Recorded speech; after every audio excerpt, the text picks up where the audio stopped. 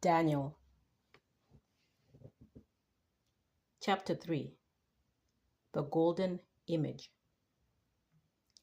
King Nebuchadnezzar made a golden statue whose height was 60 cubits and whose width was 6 cubits. He set it up on the plain of Dura in the province of Babylon.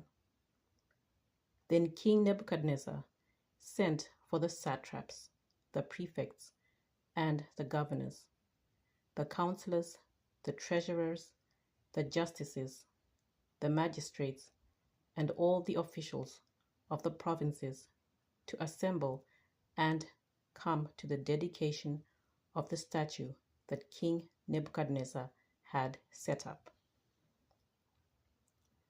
So the satraps, the prefects, and the governors, the counselors, the treasurers, the justices, the magistrates, and all the officials of the provinces assembled for the dedication of the statue that King Nebuchadnezzar had set up.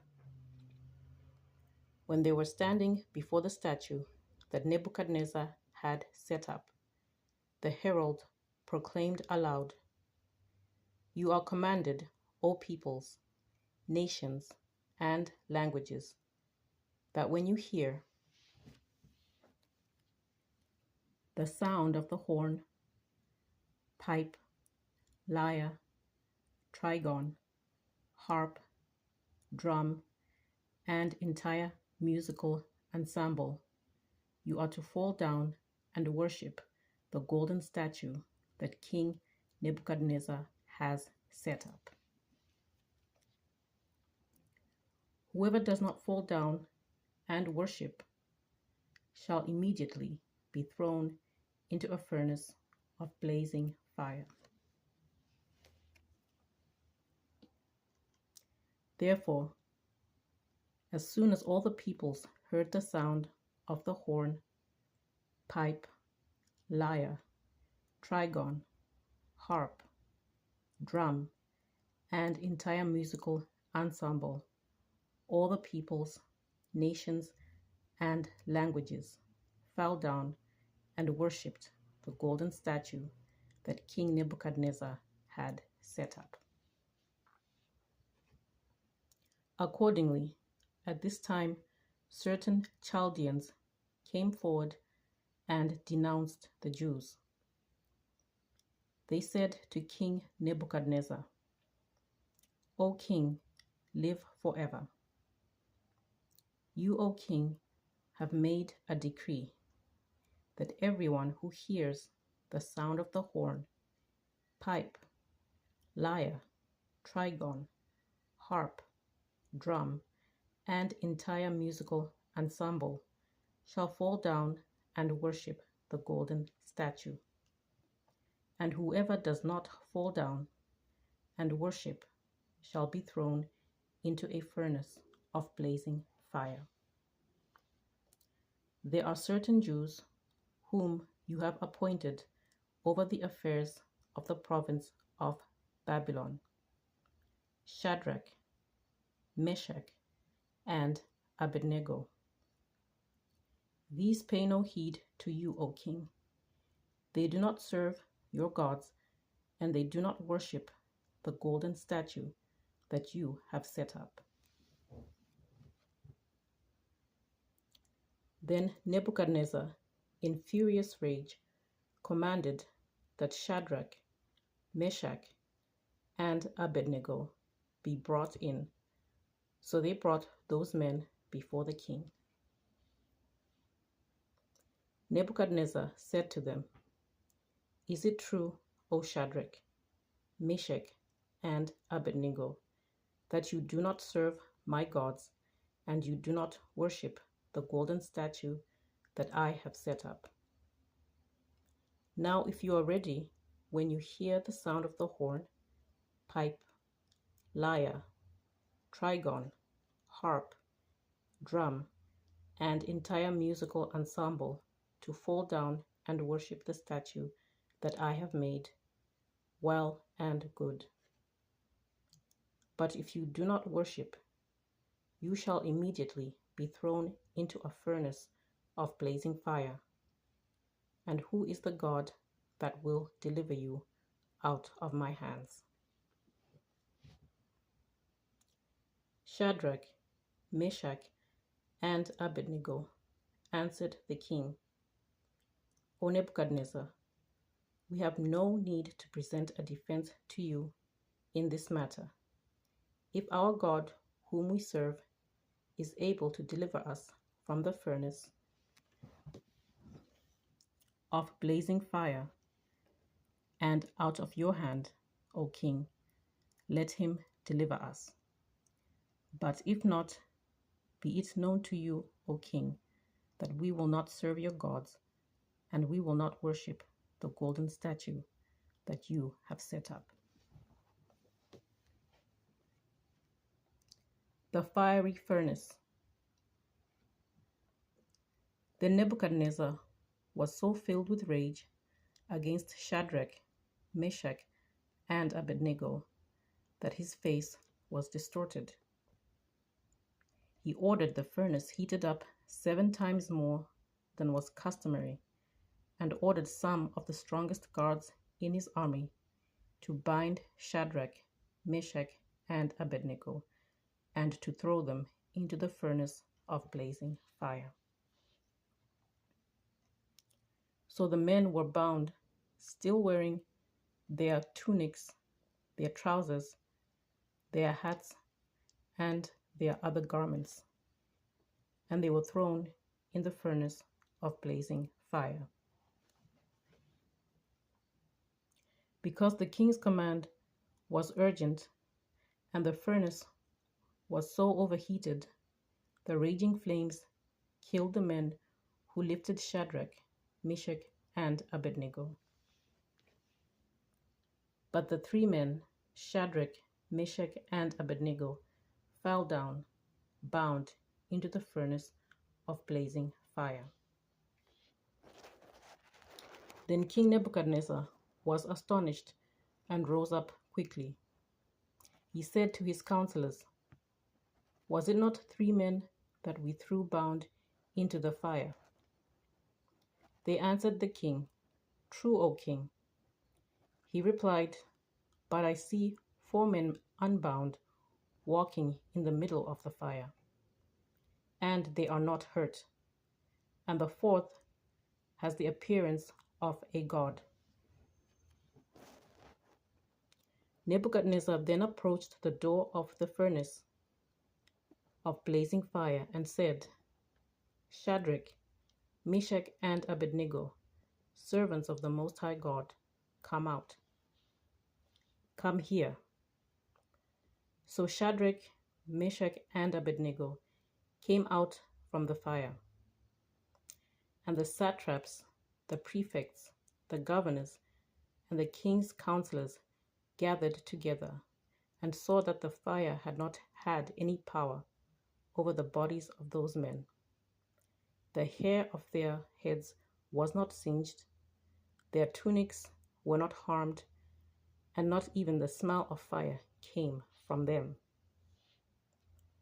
Nebuchadnezzar said, "Blessed be the God of Shadrach, Meshach, and Abednego, who has sent his angel and delivered his servants who trusted in him."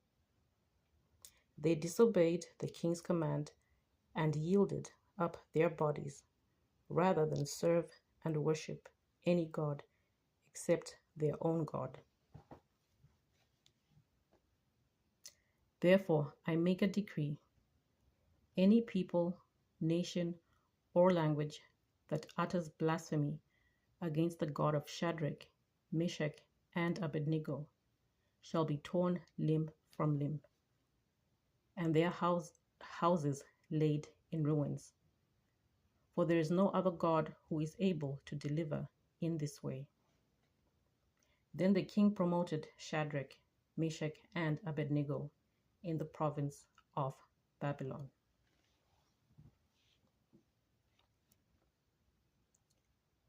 Chapter 4. Nebuchadnezzar's second dream. King Nebuchadnezzar, to all peoples, nations, and languages that live throughout the earth, may you have abundant prosperity. The signs and wonders that the Most High God has worked for me, I am pleased to recount. How great are his signs, how mighty his wonders. His kingdom is an everlasting kingdom, and his sovereignty is from generation to generation. I, Nebuchadnezzar, was living at ease in my home and prospering in my palace. I saw a dream that frightened me. My fantasies in bed and the visions of my head terrified me. So I made a decree that all the wise men of Babylon should be brought before me, in order that they might tell me the interpretation of the dream. Then the magicians, the enchanters, the Chaldeans, and the diviners came in, and I told them the dream, but they could not tell me its interpretation. At last, Daniel came in before me, he who was named Belteshazzar, after the name of my God, and who is endowed with the spirit of the holy gods. And I told him the dream. O Belteshazzar, chief of the magicians, I know that you are endowed with the spirit of the holy gods, and that no mystery is too difficult for you. Hear the dream that I saw. Tell me its interpretation. Upon my bed, this is what I saw.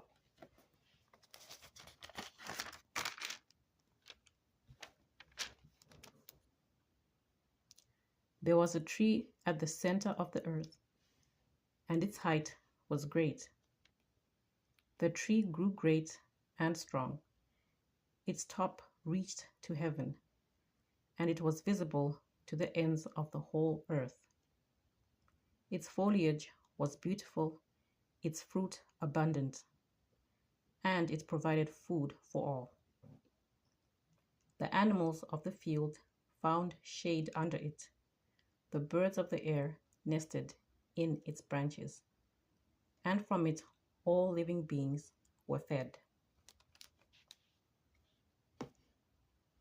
I continued looking in the visions of my head as I lay in bed, and there was a holy watcher coming down from heaven. He cried aloud and said, "Cut down the tree and chop off its branches, strip off its foliage and scatter its fruit. Let the animals flee from beneath it and the birds from its branches, but leave its stump and roots in the ground with a band of iron and bronze in the tender grass of the field. Let him be bathed with the dew of heaven, and let his lot be with the animals of the field in the grass of the earth. Let his mind be changed from that of a human, and let the mind of an animal be given to him, and let 7 times pass over him. The sentence is rendered by decree of the watchers. The decision is given by order of the holy ones, in order that all who live may know that the Most High is sovereign over the kingdom of mortals. He gives it to whom he will, and sets over it the lowliest of human beings. This is the dream that I, King Nebuchadnezzar, saw. Now you, Belteshazzar, declare the interpretation, since all the wise men of my kingdom are unable to tell me. the interpretation. You are able, however, for you are endowed with the spirit of the holy gods. Daniel interprets the second dream.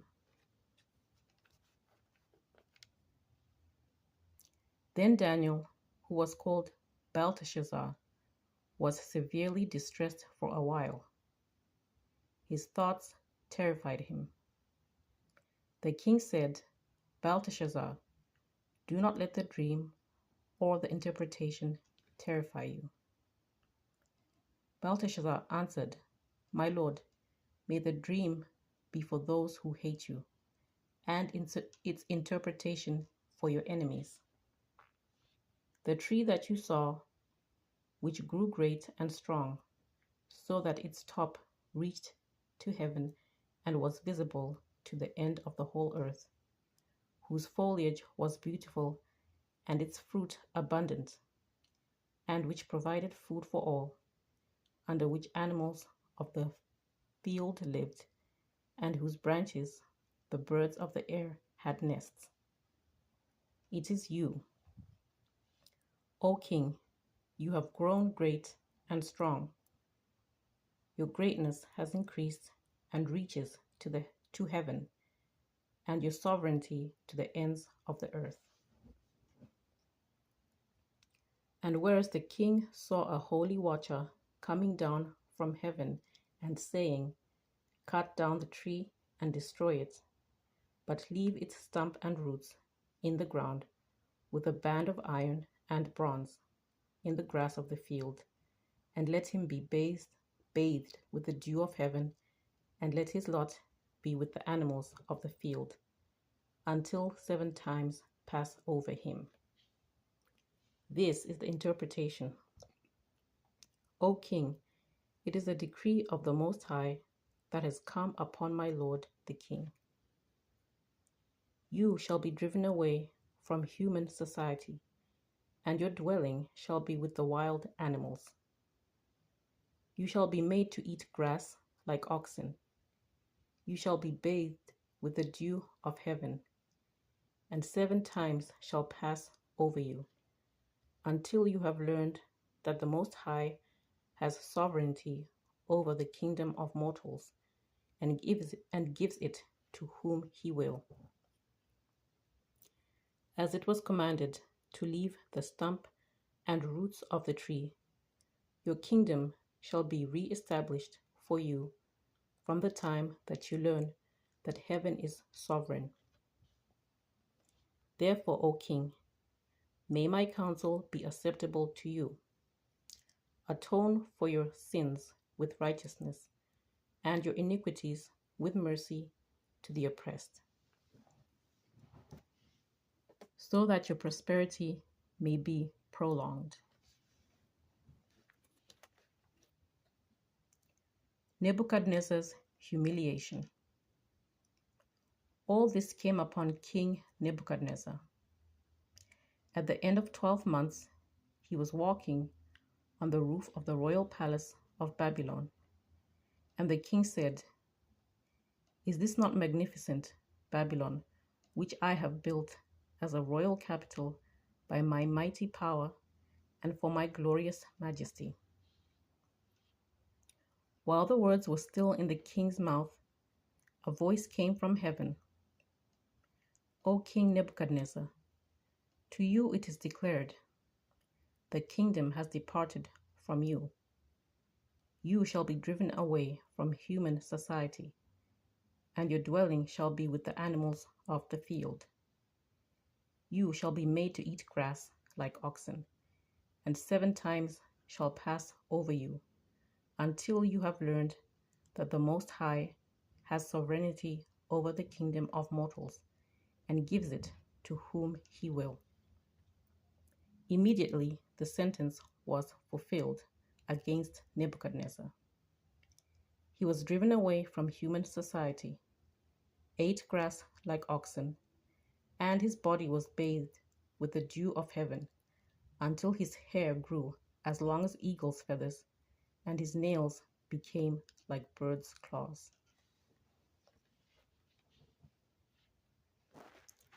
Nebuchadnezzar praises God.